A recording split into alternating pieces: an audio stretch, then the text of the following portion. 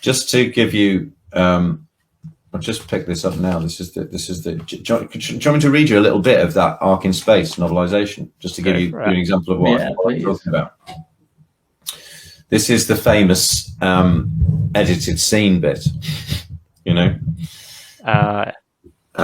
Episode 3. As they were whisked along the access tunnel on the conveyor, the Doctor outlined his theory. I postulate a multinucleate organism with a shared consciousness, he concluded. The larvae clustered in the solar chamber in order to pupate, and we, first myself, then Noah, disturbed them. They'd reached the decontamination airlock, which sealed off the cryogenic sector.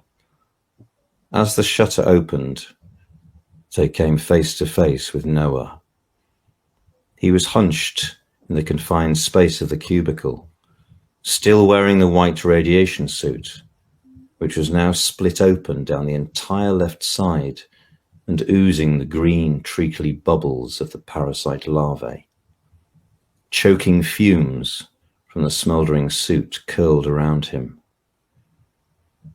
Conquering her fear and revulsion, Wirrrn stepped towards her commander with outstretched arms. Do not touch me, Noah rasped. His face was turned away from them, but he covered them with the paralysator. The Doctor seized Wirrrn's arm and pulled her behind him. He then spoke rapidly to Noah. Tell us one thing, Noah. How much time do we have? Slowly, Noah turned his head fully towards them. The whole of the left side of his face was transformed into a shapeless, suppurating mass of glistening green tissue, in the midst of which his eye rolled like an enormous shelled egg. As they stared at him, horrified, they could almost detect the spreading movement of the alien skin. It feels near. Very near now, he croaked.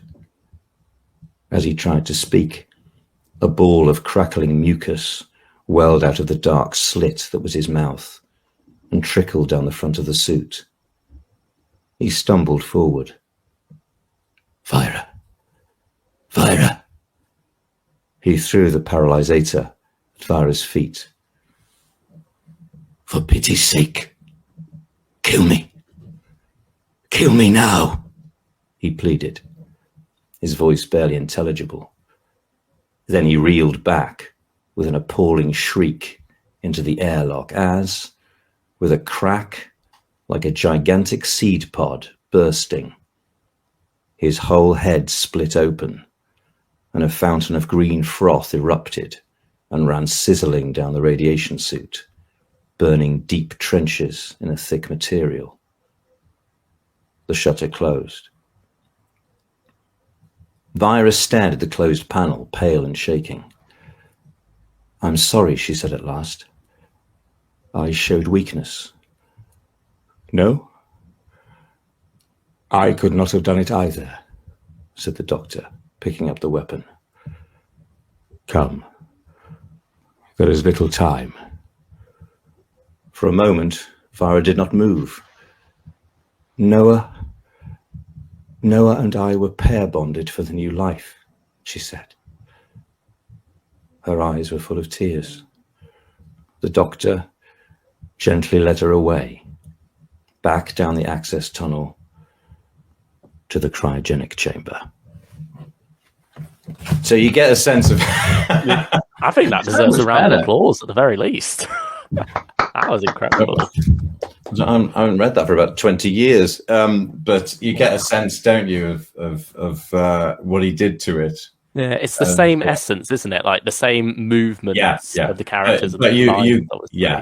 All the surroundings are upgraded. It's just sort of steeped in the sort of horror that was actually not yet being even made until, I mean, that's Alien 2 years before the film, isn't it? You know, You don't get that sort of horror in cinema until the late 70s. Alien is a game changer, to use a boring expression, but it is. And then you get The Thing, the John Carpenter film and everything. But Alien sort of introduces that sort of, grotesque body horror, outrageous sensationalistic horror.